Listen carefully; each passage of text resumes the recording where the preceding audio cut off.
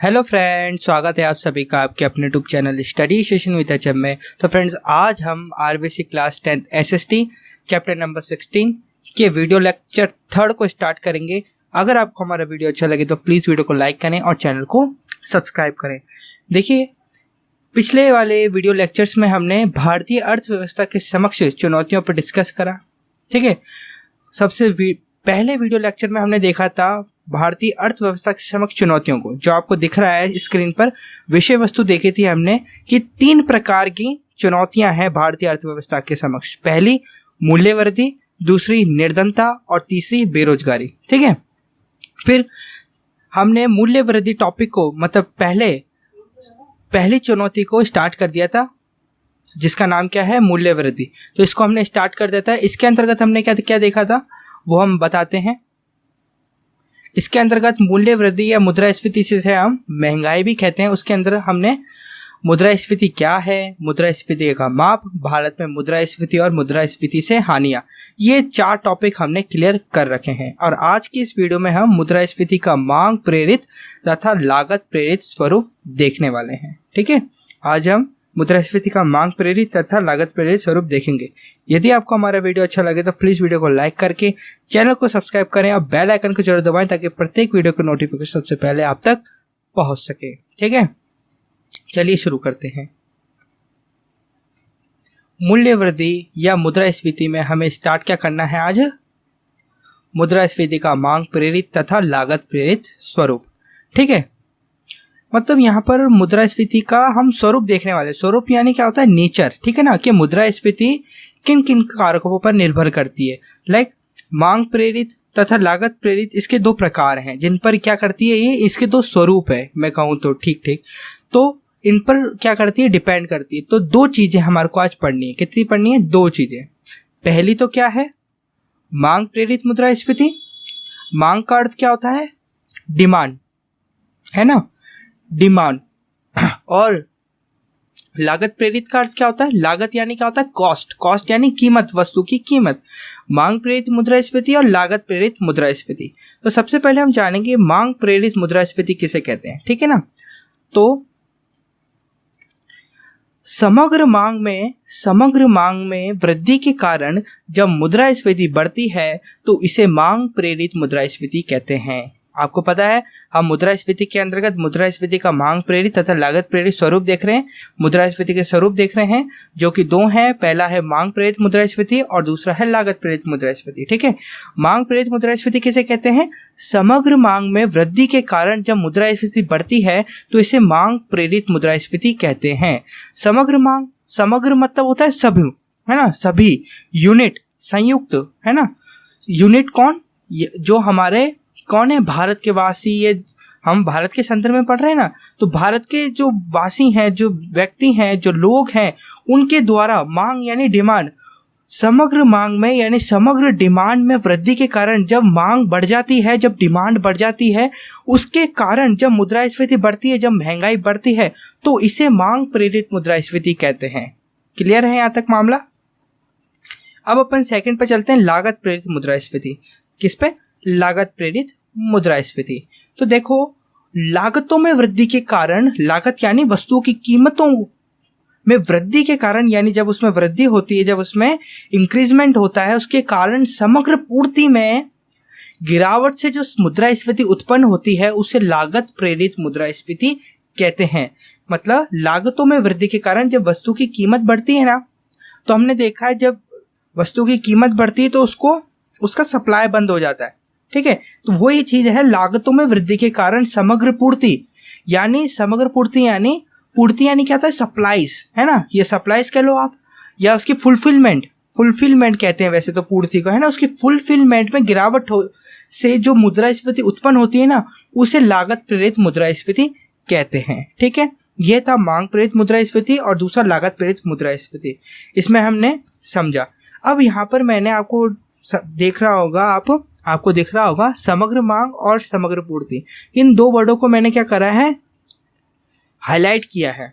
किन किन वर्ड्स को, पहला समग्र मांग और दूसरा समग्र पूर्ति। अब समग्र मांग में जब क्या होती है, समग्र मांग में वृद्धि होती है, एक बार फिर से देखिए, समग्र मांग में जब जब वृद्धि होती है, क्या होती है, समग्र मांग में वृद्धि होती है तो क्या होता है, मांग प्रेरित मुद्रास्फीति होती है ना। और समग्र मांग में समग्र पूर्ति, जो समग्र पूर्ति है उसकी यदि डिक्रीज होती है, यानी उसमें क्या होता है, गिरावट होती है, तो क्या उत्पन्न होता है, लागत प्रेरित मुद्रास्फीति।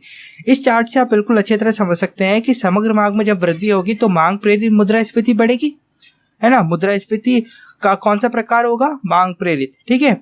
और जब समग्र पूर्ति में जब गिरावट होगी तब लागत प्रेरित मुद्रास्फीति बढ़ेगी, ठीक है ना। तब लागतों में क्या होगा, वृद्धि होगी, जब समग्र मांग में पूर्ति यानी उसकी सप्लाईज कम होने लग जाएगी। अभी हम इसको समझेंगे।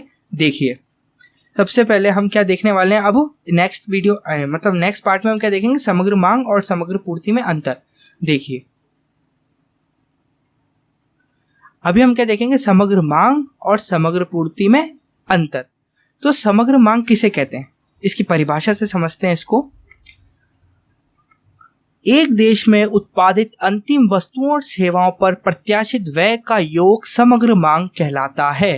ये तो परिभाषा आपको याद करनी है। समझने के तौर पर मैंने आपको समझा दिया कि समग्र मांग किसे कहते हैं। जब किसी वस्तु की मांग यानी डिमांड होती है मार्केट में, यदि किसी वस्तु की डिमांड होती है सबसे ज्यादा, तो वो कहलाती है समग्र मांग, है ना। अब समग्र मांग किस किस पर निर्भर करती है ना, मतलब मार्केट में किन किन क्षेत्रों पर कौन कौन से कारक हैं जिनसे मांग, ये जो समग्र मांग है वो बढ़ती है, किन किन कारक है वो अभी देखते हैं। अब हम देखेंगे समग्र मांग निर्भर। तो पहला वो कारक है उपभोग हेतु मांग, है ना। उपभोग यानी क्या होता है, कंज्यूम, है ना, ग्रहण, यदि हम किसी को खरीद रहे वो चीज, उपभोग करते हैं ना किसी चीज का, वो पहला उपभोग हेतु मांग बढ़ती है, ठीक। दूसरा जो निर्भर है निवेश हेतु वस्तुओं की मांग, या हमारे को इन्वेस्टमेंट करना है, वस्तुओं का इन्वेस्टमेंट करना है तो मांग बढ़ेगी उसकी। फिर तीसरा जो कारक है सरकार द्वारा वस्तुओं के क्रय हेतु वस्तुओं की मांग, सरकार को यदि कोई वस्तु का क्रय करना, बेचना है तो उसमें उस वस्तु की क्या बढ़ेगी, मांग बढ़ेगी। तो इस प्रकार से। फिर चौथा है विदेश क्षेत्रों को विशुद्ध निर्यात यानी एक्सपोर्ट करना, ठीक है ना।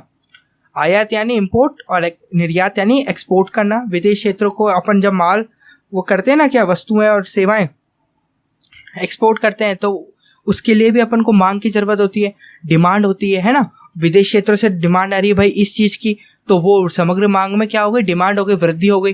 तो उससे क्या होता है, ज्यादा डिमांड बढ़ जाती है, तो कौन सा आता है, मांग प्रेरित मुद्रास्फीति का स्वरूप उभर कर आता है।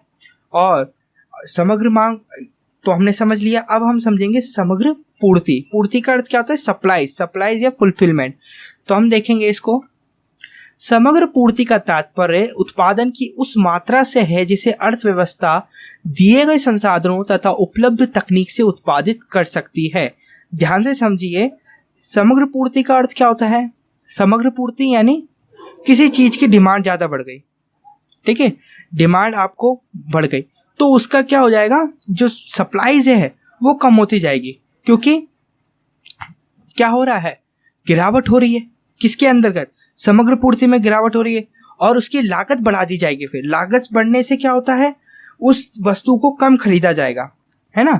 ध्यान से समझे, हम किसी कोई वस्तु है उसकी लागत बढ़ा दी, क्योंकि उसको बनाने की जो क्रियाविधि है ना, क्या लिख रखा है समग्र पूर्ति में, समग्र पूर्ति का तात्पर्य उत्पादन यानी प्रोडक्ट की उस मात्रा से है जिसे अर्थव्यवस्था दिए गए संसाधनों तथा उपलब्ध तकनीक से उत्पादित कर सकती है।